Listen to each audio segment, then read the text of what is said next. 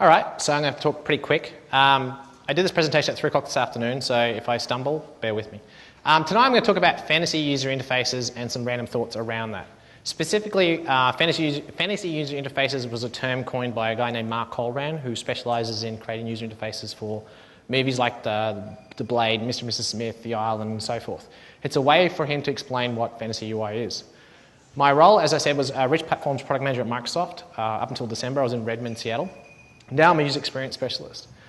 The first thing I want to talk about is the fact that data breeds UX stupidity. We have this habit of once we see large amounts of data, we want to start creating lots of stupid UI to compensate for the fact that we've got large amounts of data. And as a result, it tends to kind of breed bad user experience. So, and one of the things I learned about in Microsoft, being in Microsoft, is that once we limit the tools for developers and so forth, we in turn celebrate bad user experience. So you may have seen some of Microsoft's UX. This is a classic case as to why. If you've all seen WinForms applications, we limit the palette for the developers to work with, and as a result, they create bad UI.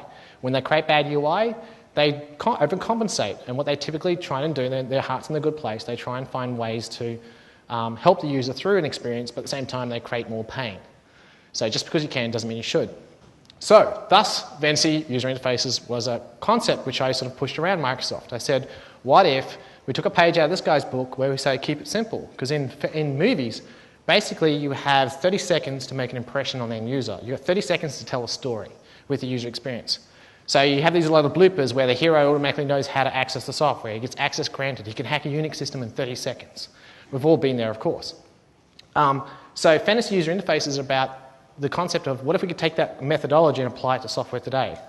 What if we start with simplified user experience and then layer on complexity? So the crux of it is data is our enemy. If we show more and more data, we're not doing our jobs. Because we're overcompensating for the fact that we need to show large amounts of data to get around the fact that we've got poor usability. We need to simplify that somehow. So an example of this is the Grammys website, for example. They've got all the data in the world. They've got Twitter, YouTube, and Flickr. Same data exists, but they've approached it differently. They've turned around and said, what if we displayed the same amount of data in a way that's visually engaging? This is the Grammys website today, as you see it today. So that's an experience. The other side of the coin is, what if we actually simplify the user interface in such a way that the data reduces down to simplicity? So for example, in this UI, changing the route from 70% to 30% moves large amounts of data. So people sometimes get a bit too scary and say that's too simplified. The other thing is progressive disclosure encourages extraneous cognitive load. Meaning, what if we allowed the users to sort of graduate through the user interface with the data instead of hitting them straight up with all this user data?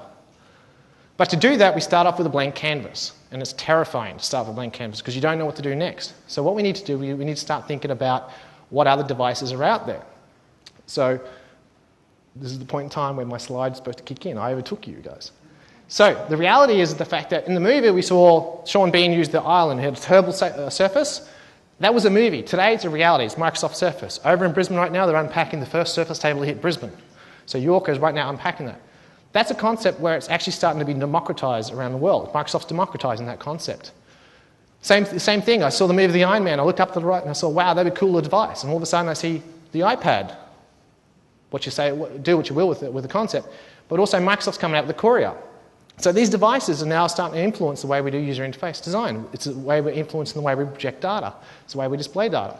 So you guys effectively have to start becoming pixel ninjas. You have to sort of take this data and simplify it and make it more fluid, because the way we access data can be accessed based on cross-platform and cross-device and cross-browser. So the next question is, will keyboards and mice change tomorrow? Will it change the way we access data? I would say yes. Multi-touch is very prolific. And as a result, we're starting to demand more around multi-touch. It's an expected give-in now, so it's the third mouse. The other side of that coin is we're actually starting to access data and user interface through natural user interface. So for example, the Minority Report, you must have muscles this big to actually use it, because after a while, ergonomically, you will break down and cry. Same with, but Xbox team have come up with a project Natel, which is basically that concept. But the simple fact is, we as consumers are demanding simplified UI. We're craving it. The iPhone was the first example of that. Microsoft's now come up with Windows Mobile 7. They're engaged and they're trying to play catch-up. It's quite obvious that the consumer demands this now. They demand simplified UI. They demand simplified amounts of data. So you tomorrow have to become tomorrow's engineers. You have to take that data and think about it differently. You have to visualize it in such a way that it changes the experiences, it changes the game. So in this concept, I thought about a different way of explaining how I can control my children, give them points and so forth through a mobile device.